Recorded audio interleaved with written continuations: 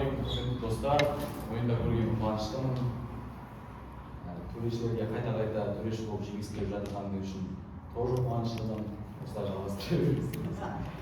Бастайық. Кира бар әлемді таңдаймыз. Инфослайдты полностью оқудың қажеттілігі жоқ деп ойлаймын. Инфослайд бәріміз үшін түсінікті. Определенный бір дәптер бар, ол дәптерге адамның аты жазылса ол бөлек. Қазір Google айтады, бұл дәптерге кім көрінгенін жазып өлтірте берсе ше, ол қарар ойнатылған. Мен біліп тұрмын Google'сын. Бірақ Кира бар әлем не үшін жақсы? Кира деген кім? Кира осы дәптерді иемдене алады, әлемдегі жалғыз адамды. Кира, егер киномен ойнайтын болсаңыздар, ол кинода өте ақылды, өте білімді, егер байқаған болсаңыздар, университеттегі номер 1, ол андай мелочь заттарға қатты басын ауыртпай, ол бір ситуацияны көрсе, даже ситуациялар бар, бір ситуацияны көрсе, өзгелердің бәрі соның салдарын іздеп жатса, ол оның себебін іздеп тұрады. В чем подвох, в чем проблема, ол қай жақтан шығып жатыр, осы нәрселерді іздеуге тырысып тұрады. Демек, Кира определенно біз бен сіз секілді масштабта ойланбай, осы үшін де оған тетрадьты беріп қою нормально, оған менің де, сіздің де миыңызда ойлап тұрған нәрселер болып кетуге мүмкіншілігі бар. Поэтому мен ойлаймын, бүгінгі ойында олай Кира бүкіл адамды өлтіріп тастайды, жоқ Кира керек адамды өлтіреді деп ойлағанға қарағанда, Кира бар әлем қаншалықты өзгереді, өзге адамдарға бұның влияниесі қаншалықты болады, өзге адамдар Кира бар әлемде қалай өмір сүреді, Кира жоқ әлемде қалай өмір сүреді, осылай ойнау керек секілді. Енді Кира ақылды, Кира бар әлем қандай болады? Құндылық менде әділеттілік. Әділеттілік не үшін құнды? Көбісіміз ойлаймыз, құндылық ол обязательно бірдеңе болу керек, осылай болу керек. Құндылық ол осы қараудағы құндылық. Біздің жеткіміз келетін құндылық ол әділеттілік. Кираның жеткісі келетін дүние ол әділеттілік. Неге? Өйткені Кира только әлемге кесапат алып келіп жатырған не то адамдарды өлтірумен айналысады, әшкерелеумен, оларды табумен. Бұл қарапайым кәдімгі кім, бұның и так далее басқалардың жұмысы просто ол іздейді, табады, дәптерге атын жазып өлтіреді. Әділеттілікке қалай жетеміз? Әділеттілік қай кезде орнайды әлемде? Абсолютті әділеттілік әлемде ешқашан да болмайды мыс. Бірақ абсолютті әділдікке жету үшін адамдардың хотя бы тырысу нелері болу керек. Адамдарда именно осы әділеттілікке деген қызығушылықтар болу керек. Кира бұл қызығушылықтарға қалай атсалыса алады? Кира секілді белгісіз персонаждың болуы біз бен сіздің болып жатырған әділетсіздіктердің шешімі бар деген дүниеге сенім берулерге алып келеді, құрметті достар. То есть сіздер қазіргі кезде біздің қоғамымызда неше түрлі әділетсіздіктерді жасап жатырған адамдар бар. Өте көп осы әділетсіздіктердің ағымында сынып қалып жатырған адамдар да бар. Маған кім не істейді дейсің, мемлекет мен шаруам шешіп береді дейсің ба, бұл өмірде бәрін аузын ақшамен жабуға болады деген секілді біздің қоғамда определенный теоремалар бар. Бұл теоремалар именно осындай адамдардың көп әділетсіздікке ұшыраған кезден сынып қалған ситуациялар. Енді Кираның бұл әлемде болуы дәл осындай сынып қалған адамдар үшін екінші надежда бере алады. Біздерде әлі күнге шейін Кира көмектесуі мүмкін, біздің әділетсіздікті Кира көруі мүмкін деген секілді олар көбінесе әділеттілік үшін тырысу деген мотивтері әлі күнге шейін болып отырады. Осы үшін Кираның болғаны біздің тырысуымызға түбегейлі әсер етеді. Екіншісі, берілмеу арқылы жетеміз. Құрметті достар, жаңағы дәлелдегендей неше түрлі, мысалы көпбалалы ата-аналар бар, бірақ ақшасын ала алмай жатыр. Дәл осындай ситуацияларда, ол просто пример, осындай примерлерде көпбалалы аналар былай ойлайды да, мемлекет біздің жағдайымызды ұрсын ба, оларға ақша болса болды деп. Дәл осындай беріліп қойған мотивтер бар. Кираның болуы дәл осындай әділетсіздікке душар болып отырған адамдарға әділеттілікті келтіре алатын адам бар деген сенімді бере алады. Демек, олар енді болды, мемлекет мен істесін дегенге қарағанда, мен көрсетемін, мен өзімдікін дәлелдеймін деген мотивтері алдын-ала болып отырады. Үшіншісі, мүмкіндікті көру арқылы біздер әділеттілікке жетеміз. Дәл осы кейстер. Біріншіден, бұл әлемде не болады? Бұл әлемде енді сұлтан саясат жасағысы келіп жатыр, бірақ ол саясатты спокойно жасай алмайды. Неге? Өйткені әлемде оны тәубесіне келтіріп тұрған Кира бар. Мысалға, мен келісушілер жасағым келіп жатыр, мен біреудің ақшасын жегім келіп жатыр, бірақ енді адамдарда бір мынандай нәрсе болады. Егер Кира біліп қоятын болса, бұл менің өмірімнің құнына келе ме деген вопрос болып отырады адамдарда. Енді адамдар әділетсіздікті кім біледі дейсің, үсті жақ көріп қоймаса болды деген сияқты нәрсемен ойлап отырмайды. Енді адамдардың барлығы осы шешімдерге келу барысында ойлайды, осы менің өмірімнің құнымен келе ма, жоқ па? Жоқ болса, олар әділетсіздікті жасауға енді бұрынғыдай лафа болмайды, енді олар ойлана бастайтын болады. Екіншіден, адамдардың әділеттілікке тырысу мотивтері жоғары бола бастайды. Енді адамдар жаңағыдай көптеген сломленный моменттерде либо әділетсіздікке жол беріп қойып, кімнің қолында билік бар, сол адамдарға не істесе де өзі біледі деген дүниелер болмайды. Енді адамдардың барлығы әділеттілік үшін таласып отыратын болады. Өйткені олардың өмірінде әділеттілік келу мүмкіншіліктері әлі күнге шейін бар. Енді үшінші, Кира не үшін бүткіл адамды өлтіріп тастамауы мүмкін? Кира өйткені киносында болсын, тағы басқа болсын, даже былай өмірде де Кираны қарапайым Али, Асхат деген адамдар алмайды. Кираны дәл сол секілді өзінің осындай преимуществоға, осындай мықтылыққа сәйкес келе алатындай адамдар алады да. Демек, Кира қазіргі қоғамда өте үлкен мәселелер бар. Шамалы миды ашып көрейік, сіздерге мен білетін кішігірім білім болсын. Әлемде неше түрлі мафиозалық топтар бар. Мысалға, комитет 300 деген бар. Дәл сол сияқты Брюс деген ұйымдар бар. Бірақ ол ұйымдарда адамдар кім бар екендігін білмейді. Теоремалар бар, комитет 300 бар деген. Комитет 300 әлемдегі мықты бизнесмендер, крупный адамдар бүткіл әлемнің мәселелерін өз араларында шешіп отырады, ал мемлекеттер оларға бойсынады деген теоремалар бар. Дәл осындай теоремалардың барлығы немесе жаңағыдай құрылып отырған мафиозалық топтарды, осындай проблемаларды осы Кира шешу мүмкіншілігі бар да, алдын ала түсінген. Келесі нәрсе бойынша мемлекеттік және мемлекеттік тыс ұйымдардың жасап отырған проблемаларын шешуге болады. Бізде әлемде әлемнің балансын құртып жатырған мемлекеттер бар. Осындай мемлекеттерді өкінішке орай, то есть былай ба, мен примерге айтамын қазір. Өте көптеген адамдар бар, мысалы, Оңтүстік Кореяның президенті бар, Солтүстік Корея ма, Оңтүстік Кореяның президенті бар, дәл осы секілді өзінің халқы қолдамайтын Путин бар. Осындай әлемдік балансты құртып жатырған адамдар бар. Оларға өзінің халқы әсер ете алмайды. Бір, мемлекеттік аралық ұйымдар әсер ете алмайды, ол екі, өйткені баланс құртылуы мүмкін. Осындай ұйымдарда ең абайсыз шешім бар, ол осы Кираның осы адамды өлтіруі. Бесіншісі, қандай преимущество бар? 10 секундта дәлелдеймін. Кирада ең басты дүние ол конфиденциальность бар да. Кираның Кира екендігін ешқайсымыз білмейміз. Сіз де білмейсіз, біз де білмейсіз. То есть Кираға біреуді өлтіргеннен, Тұрарды өлтіргеннен ешқандай резон жоқ. Кираның шешіміне ешкім әсер ете алмайды. Демек, Кира осындай жүкті алып отырып, өзі қабылдағысы келетін шешімдерді де қабылдай алады. Сөздің соңында Кираның жаман адам болуына мен келісемін. Бірақ дәлелдеп көрсін. Рахмет.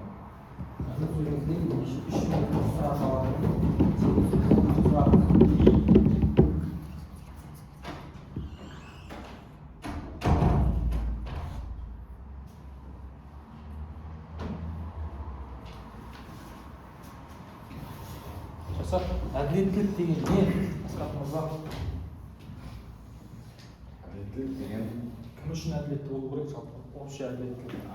Кира үшін точно сіздің дебаттағы саясатыңызды шешпейді.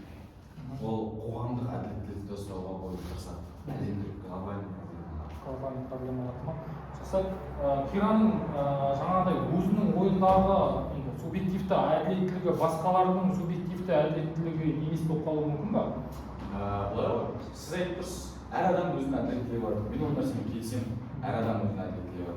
Бірақ адамның әділеттілік деп сақтаған нәрсесі оның білімі жетпегенінен болуы мүмкін. Сонда өлімнің болуы, яғни қылмыс жасаған адамдарға өлімнің болуы белгілі бір тұста әділеттілікті қалыптастырады, иә? Ол андай ғой, типа, мына адам өліп қалды, потому что бір адам зорлады, мына адам өліп қалды, потому что үш адам зорлады деген әділетсіз. Екеуі де өліп қалды. Бірақ мен дәлелдегім келіп жатқан адам әділеттілік қай келе сақтап, осындай адамдар өлтірсек, келесіде адамдар бойлы әділетті шешімдер шығарып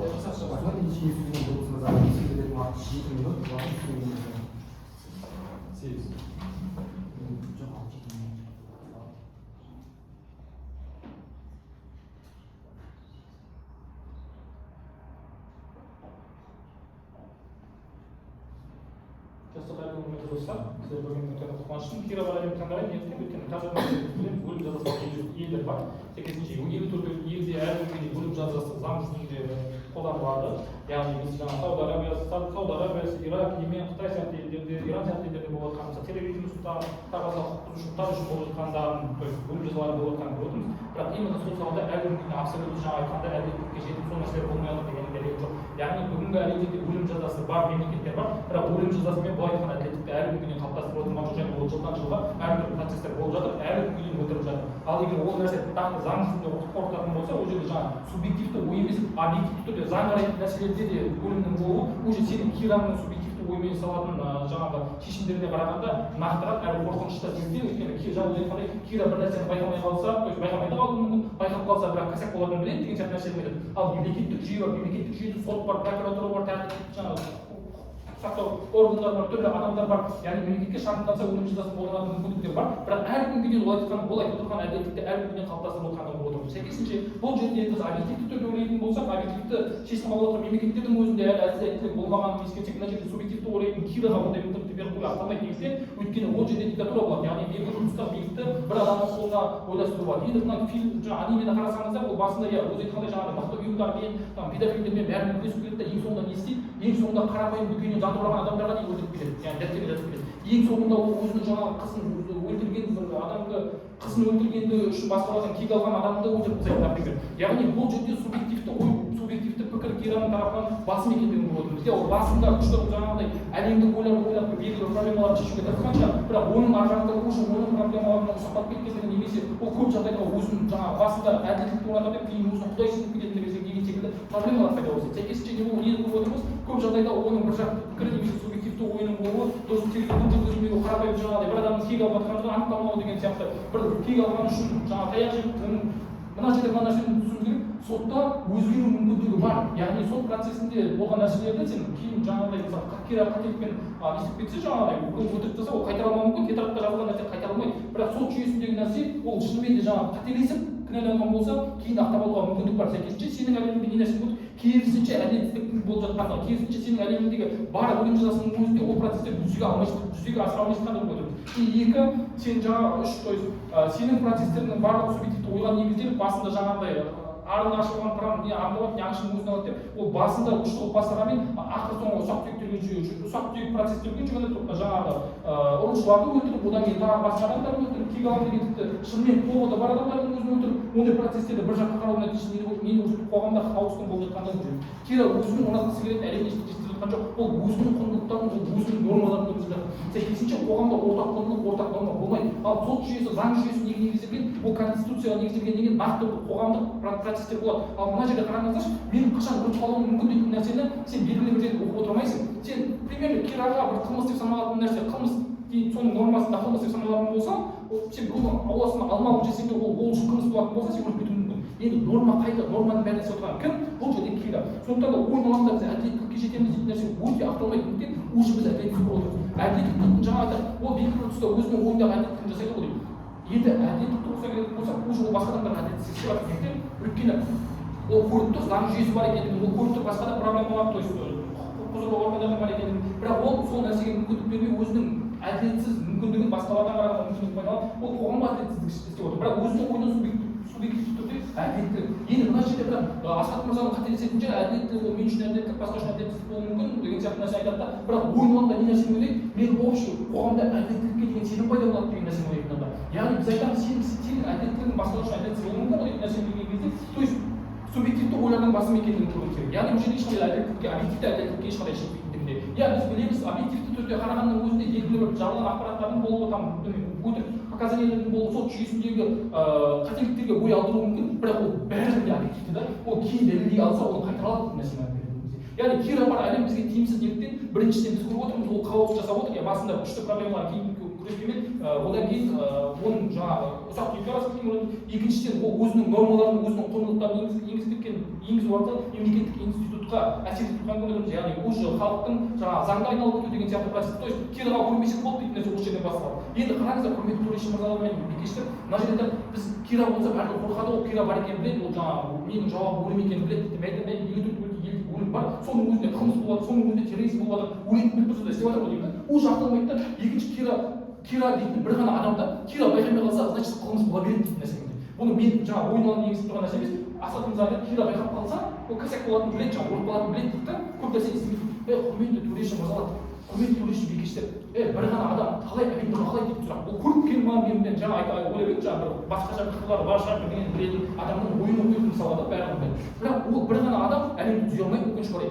Жай ғана өзінің жаңағы ойымен шешім қабылдайтын болса, ол оның шынымен де қылмыскер екенін қайдан, оны біреу итермелеген шығар, оның ажарындағы мотив не болды, оның бәрі былай қарасаң сот жүйесінде негізделеді, жүйеленеді, ізденеді, тексеріледі. Ал Кирада кім? Кира өзінің ойында мына нәрсе, примерно әлемге қылмыс жасап отыр, бұлар дейді да, сол нәрсені өлтіре салады екен. Сәйкесінше нені көріп отырмыз? Уже біз әлемде хаос болып жатқанын көріп отырмыз. Уже мен осы арқылы не нәрсеге жетемін? Мен Кира жоқ әлем арқылы мен балансқа жетемін. Яғни балансқа қандай нәрселер арқылы жетемін? Балансқа талап, ереже, ортақ құндылықтар арқылы жетемін. Біздің қазіргі уақытта қоғамда өмір сүруіміз ненің арқасында? Ортақ құндылықтардың арқасында. Біз білеміз, қазір мен келіп біреудің бетіне түкірсем, ол дұрыс емес. Біз білеміз, біреуге айқайлап отыру дұрыс емес. Яғни бұл қоғамның шығарған ортақ құндылықтары. Сәйкесінше басында мен келсем, Кираның өзінде кереметтей жаңағы пікірлер айтып, кереметтей жаңағы адамдармен күресіп, бағандалармен өткен жаңағы асқар ретінде мықты адамдармен күрескен шығар. Ең соңында көріп отырса неге түсіп кетті? Ол өзін уже құдайсыз сезініп кетті. Ол бүкіл до мелочи басып кетті. Бірақ ар жағында мотивтерін тексерместен адамдарды өлтіре салды. Сәйкесінше ол өзінің құндылығын орнатты сәйкесінше.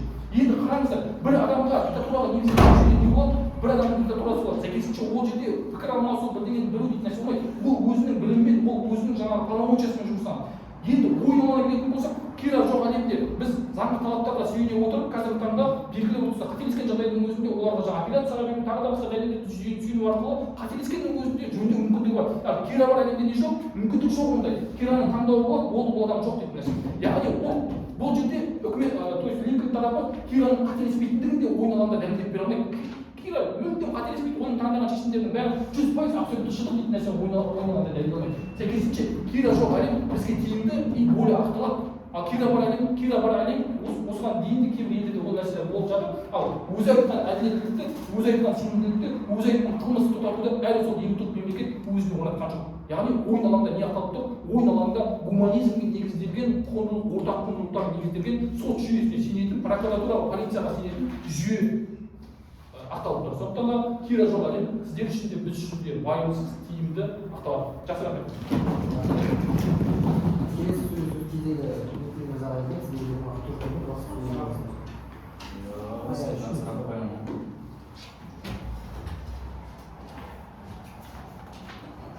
Кира деген кім вообще? Тетрацементий несі ғой енді соның иесі, соның мүмкіндігі бар. Кирада определенный количество бар ма? Bir жылда 200 адам өлтіріп тастап Жоқ. То есть Кира ешкім өлтірмеуді. Просто андай болады. Кира как будто ашық айына біреу жеп тұру керек сияқты болып соңында ең сақ деген бойынша не үшін Кирада қандай мотив? Енді біз инфосайтты ойлайтын болсақ, ол қылмыскерлерді жоюшы ғой енді. Демек ол қылмыс болса, өзінің ойындағы қылмыс деп санайтынына көз жұмып қарамайтын адам. Мысалы, Қасым-Жомарт Кемелұлы Тоқаев болса да, неге бізде сот жүйесі бар? Неге Қасым-Жомарт Кемелұлы Тоқаев болса да, бізде сот жүйесі бар? Бөлек қой, бөлек жүйе ғой, нақты сот сфера. Бөлек жүйе да. Иә, бөлек жүйе. Неге онда Кира бар, бірақ сот жүйесі жоқ? Неге онда сіздің ойында Кира бар, бірақ сот жүйесі жоқ? Мен сот жүйесімен өттім. То есть сізде сот жүйесі бар. Әлем үшін, әділеттілік үшін таласа беретін мемлекеттер. Иә. Просто Кира әлемдегі болып жатқан дисбаланстарды ғана шешеді. Мен жаңа келтіріп бердім, қарапайым ұрлық, ауылда түскен ұрлыққа не араласып кетті дейтін нәрсе. Кира өзінің енді осы кезде сот жүйесі қаяқта отыр енді. Кира, например, қойшыбайдың қойы жоғалған ол нәрсеге мүмкіндік беріп тұрған жоқ, ол бірден өлтіріп тастап тұр. Одан мүмкіндік бар еді, если білсе оны жазуға, ол жазбай тұр немесе деген сияқты. Әлемде 40 миллиард адам бар да, мысалы ше. Ол кімнің қойын түгендеп отырады? Кім? Кира. Неге сіздің ең ұсақ проблемаларды шешуге мотивті болады деп түсіндірді. Әлемде біз сияқты 187 миллиард адам бар да. Неге бізде ондай уайым мысалы? Жаңа сіз айтқандай, ол біреудің жаңағы көп балалының не істемей айтқанында уайымдап отырады екен, ол жаңағы әлемде отырған топтарға уайымдап отырады екен. Сіздің ойыңыз бойынша келетін болсақ, дәл ұсақ түйекке дейін уайымдап отырады. Құндылық қандай? Құндылығын айттым, баланс. Кираның болуы әділетсіздігі тапталып жатырған адамдар үшін әділеттілікке деген баланс құруға жол бола алмайды. Жол болмайды. Қазіргі өмірде кирасыз өмірде барлық баланс сақталып тұрды. баланс белгілі бір дәрежеде кира бар әлемге қарағанда бізде баланс болып тұр. Кира бар әлемде. Кира бар әлемде әділетті адамдардың, әділетсіз адамдар өледі, әділетті адамдарда преимущество болады. Бұндай баланс, то есть баланс бұзылады да. Әділетті адамдардың осы баланста жеңіске жетуі не үшін проблема? Әділетті адамдардың 50-50 болып тұрған баланста енді әділеттіліктің 80% болуы неге проблема? Білмедім ол жақ. Все, болды да. Рахмет, сұрағым кеше 4 минут 30 секунд жүрсеңіз. 30 секунд бәрі.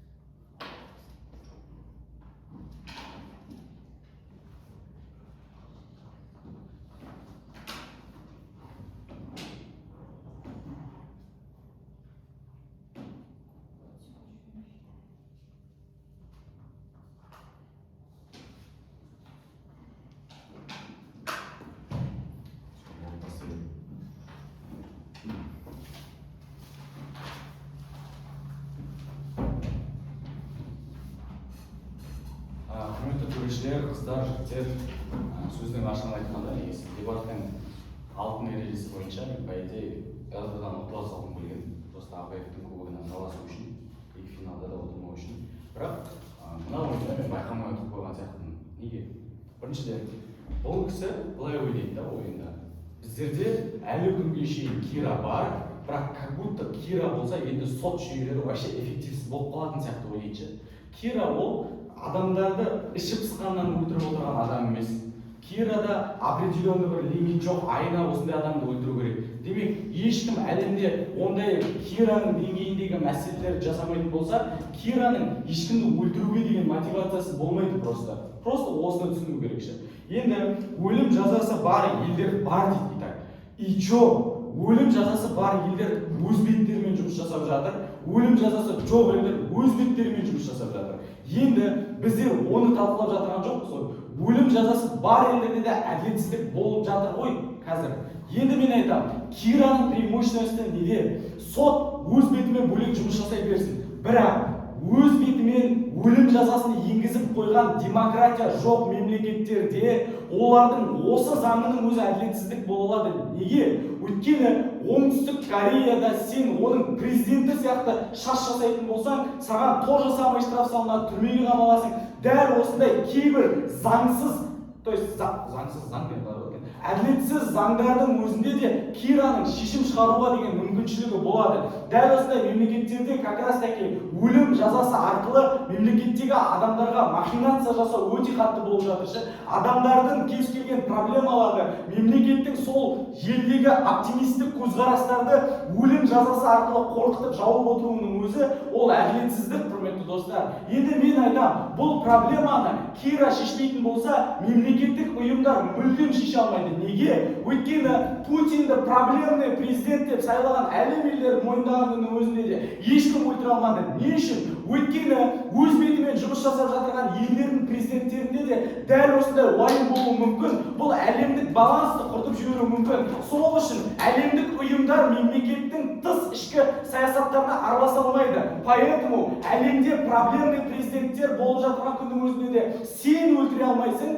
бірақ Кира оны өлтіре алады. Түсініп ма? Ол как раз таки дәлелдейді. Осындай өзінің мансабы үшін өлім жазасын қойып қойған адамдардың алдында халықтың әділеттілігін сақтап қалу үшін де Кира эффективті бола алады, құрметті достар. Екінші, сот жүйесі жүріп жатыр, сот итак өлім жасап жатыр, құрметті достар, Кира бұл жерде мен айтам, ол ұсақ тек. Сіз ұйықтап отырсыз төрешілікте, сізді өлтіріп тастайын, сен мынаның ақысына кіріп жатсың, сені өлтіріп тастайын. Ол Құдайдың пешкісі ме сондай барлығын жасап отыратын. Кира бүткіл нәрсені зерттеп отыра алатын, әлемдегі обширный темада қайсысы жеңіске жете алды, қай көзқарасты сақтауға болады, әділеттілікті сақтау үшін жұмыс жасайды. Енді айтады, әділеттілік әркім үшін әртүрлі ғой дейді. Әділетсіздік по идее былай да бола алады. Мен 3 қызды зорлаймын, бір қызды зорлайды, бірақ Кира екеумізді де өлтіріп тастау мүмкіншілік. Бұл зорлаған адамдардың өмірден кетуі ол әділетті. Бірақ менің бір қыз зорлап өлуім, оның 3 қыз зорлап екеумізді де өле салуымыз әділетсіз. Осындай әділетсіздіктер бар. Бірақ мен айтамын, әділеттілік деп ашқан кезде мен білдім осылай қуатынша. Мен айттым осы үшін біздер дәл осындай адамдарды өлтіретін болсақ, қазіргі кезде зорланып қалып үндей алмай, халықтың сөзі үшін сөз сөйлей алмай отырған қаншама қыздар енді өзінің ойларын ашық жеткізе алады. Енді олар халыққа өздерінің жаңағыдай зорланып қалған үшін тып-тыныш отырып и так далее емес. Енді олар Кира бар, ол мені қинаған адамды өлтіре алады, және мен сияқты қаншама мыңдаған адамдар өліп жатыр, зорланып жатыр ғой, мен сияқты қаншама қыздар. Осылар да өлсін деген идеямен көмектесе алады. Алдын-ала 30 секунд. Осындай әділеттілікті сақтай алады деймін. Келесі, Кира қазіргі өмірде бар, құрметті достар. Ол осындай нәрсеге претензия келтірсе. Кира, мен айтамын, қарапайым өмірдегі КМБ-ның жұмысын атқара алады. Кира сот жүйесіндегі өлім жазасын то есть оның функциясын жасай алады. Енді мен айтамын, Кираның дәл осындай функцияларда болуы не үшін проблема емес. Біріншіден, Кира сіздер айтып жатырған, сіздер ойлап жатырған ұсақ дүниелерді жасамайды. Ол киносында да өте ақылды, өте білімді адамдардан бірдеңе құлағанын көрсе, олар не үшін құлады деген нәрсені ойламайды, құлаған нәрсеге жүгіреді. Ал Кира ол нәрсенің не үшін құлағанын шешуге тырысады. Алдына 30 секунд. Мен айтамын, дәл осы секілді біздің әлемімізде мен сізді ұрып жібердім, сіздің маған күшіңіз жетпей қалды деген әділетсіздіктерге қарағанда, әлемде комитет 300, Брюс ұйымдары, неше түрлі кедейлерді өлтіре салу, перенаселениені осылай кедейлер арқылы жою деген секілді глобалды проблемалар болып жатыр. И осы проблемаларды әлемдік ұйымдар да, мемлекеттен тыс ұйымдар да шеше алмай жатыр дейді. Осы үшін бізге Кираның қажеттілігі бар дейді. Құрметті достар, енді сөздің соңында құндылығына былай айтады. Мен әлемде баланс сақтаймын дейді. Мен айтамын, баланс болуы нормальды, баланс болып тұруы. Бірақ қазіргі біздің әлемімізде кімнің күші көп, кім бай, кімде әлемде охват бар, сол адамдар бойынша әділетсіздік жасап жатыр ғой. Мен ұсақтау ойнайтын болсам, зейнетақы көпбалалы бар адамдардың өзі ақшасынан жеңіліп жатыр қазір қоғамда. Енді бұндай адамдардың өзінде де мен айтамын, Кираның болуы дәл осындай үстіңгі жақтан келіп жатырған кімде күш бар, соның әділетсіздік жасау деген нәрсені жояды. Демек, әлемде енді күші көп адамдар әділетсіздік жеңіп келді. Енді бұл баланста Кира келіп әділетті адамдардың жеңіп кетуі не үшін, не нормально деген нәрсені сұрап жатырмыз. Енді оның құндылығы бүгінгі ойында екеумізге қарағанда ұтымды құндылық болу үшін ол маған түсіндіру керек. Дәл осындай баланста Кира келгеннен кейін әлем әділетті болып кетті. Бұл не үшін, не нормально деген нәрсені түсіндіру керек, құрметті достар. Рахмет.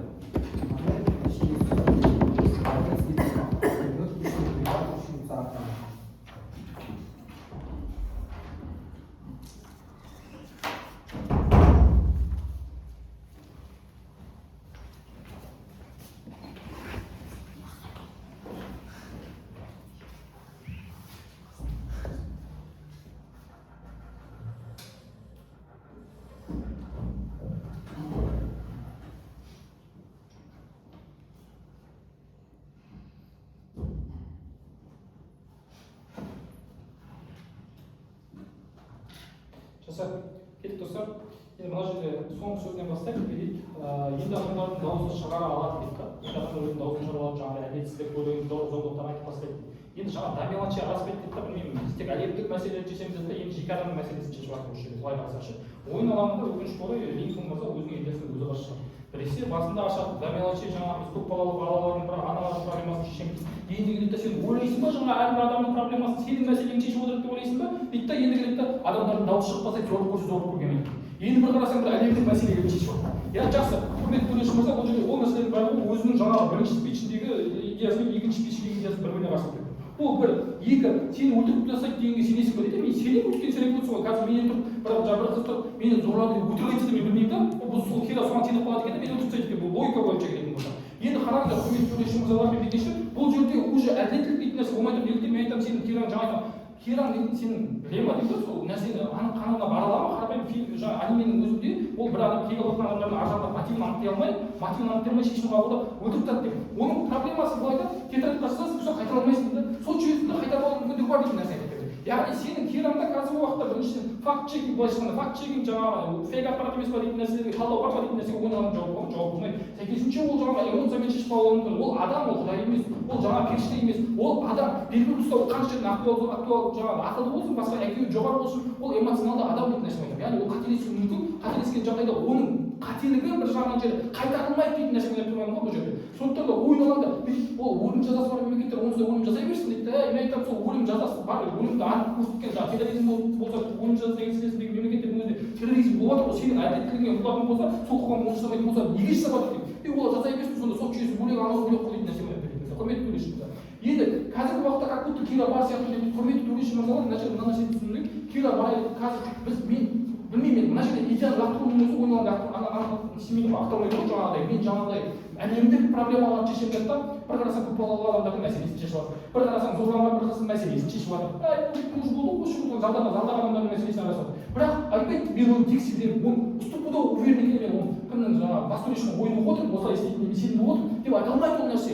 Сіз қазір өтірікті айтуыңыз мүмкін, өтірікпен кінәлауыңыз мүмкін. Осы кезде ол тетрадьта жазса болды, мен жоқпын деген әңгіме ғой бұл жерде. Ол факт чекинг істеп жатыр, оның сондай несі бар ма, мүмкіндігі бар ма? Ол айтады, мен әділеттілік, сен уже әділеттілік істеп жатырсың. Сенің әділеттілігің тек сен үшін ғана әділеттілік деген нәрсе айтамын. Сен үшін ғана әділеттілік, субъективті әділеттілік. Ол көпшілікке орайтынды әділеттілік емес деген нәрсе айтамын. Яғни сен белгілі бір тұста сол әділеттікке жету үшін нақты жасап жатқан қадамыңның рас өтірік екеніне уверен бола аласың ба деп сұрақ ойналғанда алып қойды. Айтамын, мен уверен жасаймын ол нәрсені. Оның ар жағында сен көрдік, ол айтады, мен сонда бүкіл әлем, бүкіл 8 миллион адамға жауап бере аламын ба? Мысалы 50 миллион адамға жауап бере аламын ба? Сонда сен кімге жауап бергің келіп отыр? Сонда сен жаңағы әлемдік жаңағы институттар бар деген өзінің логикасын беретін болса, сонда әлемдік институттарды қалай біліп отқан, сен қалай біліп отырсың қазақстан өтіп дейтін сұрақ тағы туындайды. Может, сенің естіген ақпаратың дұрыс емес шығар деген сияқты. Яғни бұл жерде біз білмейміз оның қалай шешім қабылдап жатқандығын. Ол осы жерде отырады, ол айтады, бір қарасаң айтады, Кираның кім екенін ешкім білмейді, Кираның бар екенін ешкім білмейді да, бір қарасаң бүкіл әлем енді Кираға сенетін болады нәрсе. Яғни ойын алаңда басына шығар кезде Кираның бар екенін ешкім білмейді, Кираның өзіне басқа дейді да, енді келеді да, Кираға бәрі сенеді, Кираға бәрі еріп әділдікке сенетін дейді. Яғни ойын алаңда осындай қарсылық нүктелер өте көп. Үкіметке, то есть Линкольн мырзаның өзіне өзі қарсылық келтіру. Сәйкесінше мен айтамын, менің жүйемде Кира жоқ әлемде белгілі бір тұста заң бар, белгілі бір тұста ол жаңағы нелер бар, жаңағы институттар бар түрлі. Сәйкесінше сенің ана адамың келсе, жаңағы Кира келсе, осы институттарға дейін құртады деп, ол өзінің ортақ ешкімге ортақ емес, өзінің құндылығын жасайды. Ол ешкімге ортақ емес, өзінің нормасын жасайды. Ол өзінің ережесімен жүреді, ол өзін диктатор санайды, ол өзін құдай санайды соңында. Яғни біз әлі күнге дейін Кираның толыққанды ақпарат негізінде шешім шығарып, 100% әлі шешім шығаратынын ойын алаңда дәлелдей алған жоқпыз. Сәйкесінше ол бір ғана адам, ал мемлекеттік жүйе ол белгілі бір тұста жаңағы өзі айтқан сияқты жаңағы ұлттық комитет органдары, қауіпсіздік органдары, прокуратура ол тек қана бір ғана жақты тексереді, әртүрлі нәрседен тексереді. Енді кімде более анығырақ әділеттілік? Менде ма одан ма? Мәселеге жаңағы бір айқайласа болады, бұл шешім шығарып отырып тастайды екен. Ал мен бұл айқайласам мен тексеремін. Кімде анығырақ әділеттілік? Менде ғой. Менде баланс бар. Бұған мен қазір өтірік деп сіздерді жамандасам, сіздерді өтірік деп тұрмын, мен логикамен кететін болсам. Сондықтан біз қай әлемде әділетсіздікті көріп жатырмыз? Өтірік айтатын және оны тексермейтін Кираның әлемде әділетсіздік бар. Сәйкесінше әділеттілік бұл жерде ешқандай болып тұрған жоқ. Кира жай ғана өзінің полномочиясын пайдаланып, жаңа айтқан сияқты Кира өзі әділетке сенеді деген сияқты өзінің авторитетіне, өзінің имиджіне қарай жұмыс жасап жатқан бұл жерде. Яғни біз бұл жерде нені көреміз? Кирасыз әлем более тиімдірек, более балансы жоғарырақ болады, чем Кираның әлеміне қарағанда. Сондықтан ойын алаңында жаңағы да мелочи араласпаймен, да мелочиға араласып кету уже идеяны лақтыруына келіп соқтық тұр. Одан қалды Кираның біресе ешкім білмейді, біресе әлем оны білетін болып кетеді. Одан кейін жаңағы мен айтармай көкемайның жаңағы не елдік елде бар ғой, неге ол заңнан сен жаңа айтып қой, өлім болса бәрі қорқады. Неге ол жақта қорықпайды, неге сондай әрекеттерді жасап жатыр дейді.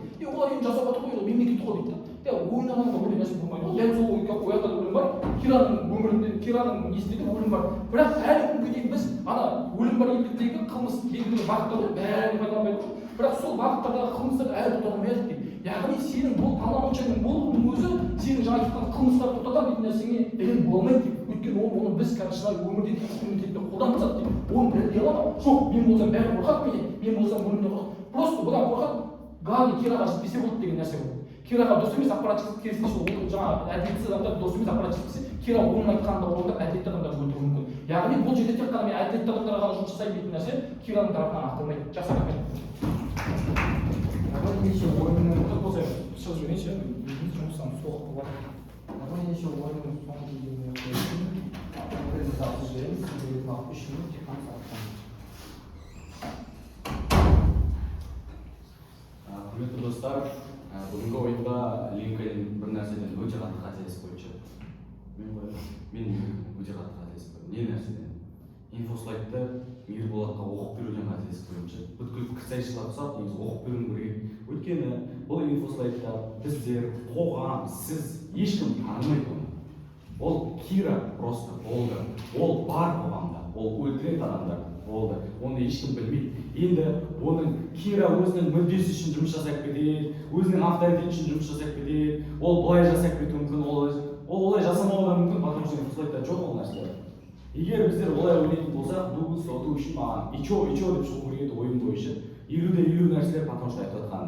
Кира қылмыскер болып кетуі мүмкін. Неге қылмыскер болып кетеді, например? Бір дәлел жоқ, ол қылмыскер болып кетуіне.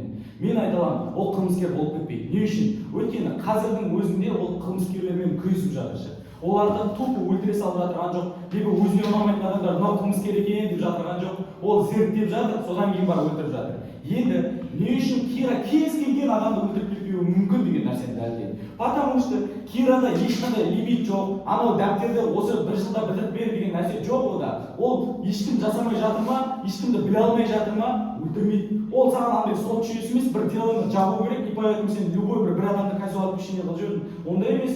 Кира білмей ма, ол өлтірмейді. Ешкім одан требовать етпейді даже. Сен өлтір шеш деп, потому что білмейді ешкім Кираның бар жоғын. Түсінесіздер ма? Енді ол өзінің сөзінің соңында мынандай нәрсе айтады. Адамдардың барлығы Кираға жетпесе болар деп қорқады дейді. Кираға жетпесе болар деп қорыққанның несі жаман, например. Мысалға, мен айтамын, Сұлтан, мен, например, саясат жасағымыз келіп жатыр да, келіскіміз келіп жатыр между собой. Біз екеуміз Құдайдан қорықпай жатырмыз қазірше. Енді біздер кімнен қорқамыз? Хотя бы Кирадан қорқамыз.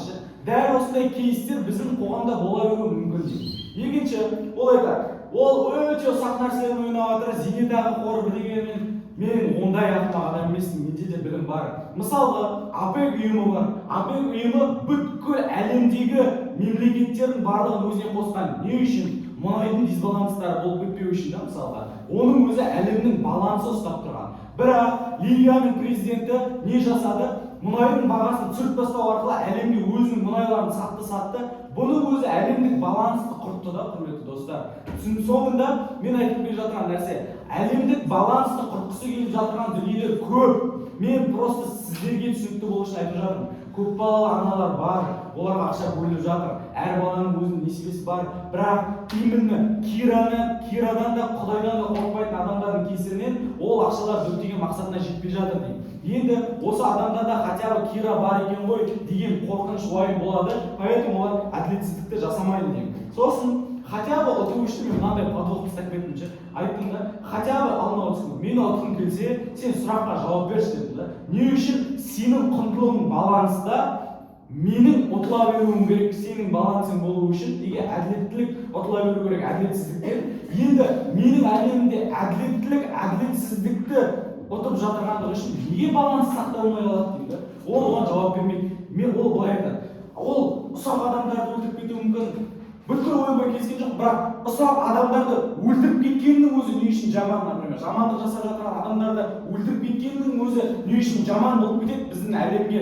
Неге енді жаман адамдардың жаманы бойынша өзінің нәтижесін алуы қоғамдағы балансты құртып жіберіп жатыр. Не үшін зорлаған адамды өлтіруіміз не үшін әділетсіздік алып келіп жатыр? Неге бұндай әділеттіліктердің қоғамға келіп жатырған нормалардың әділеттілік пен әділетсіздіктің балансын құртып жатыр деп есептеуіміз керек. Сөздің соңында хотя бы более-менее ұту үшін айту керек. Кира келгеннен кейін адамдардың өзінде иммунитет болмай қалады, барлығы Кираға сеніп отырады, қол қусырып қарап отырады деу керек. Бірақ ол керісінше мына нәрсені дәлелдей отырса да, Кира гиперактивный болып кетеді, әділеттілікті қатты орнатып жібереді. Енді ол бүткіл кішкентай әділетсіздіктерге шейін араласып кетуі мүмкін. Құрметті достар, ойларыңызды олай ластамаңыздар. Мен айтып жатырмын, кейде адамдар өзінің деңгейінде ғана мәселелерді шешу қажет етуге болады. Дәл осы секілді Кира сұлтанның біреуді ұрғаны үшін сұлтанды өлтіріп тастап, ергіп отырған жоқ. Кира болып жатырған ситуациялардың барлығына анализ жасай алады. Ол ақылды, и ол осы шешімдерді әділеттілікті сақтау нотасында ғана жасайды, құрметті достар. Рахмет.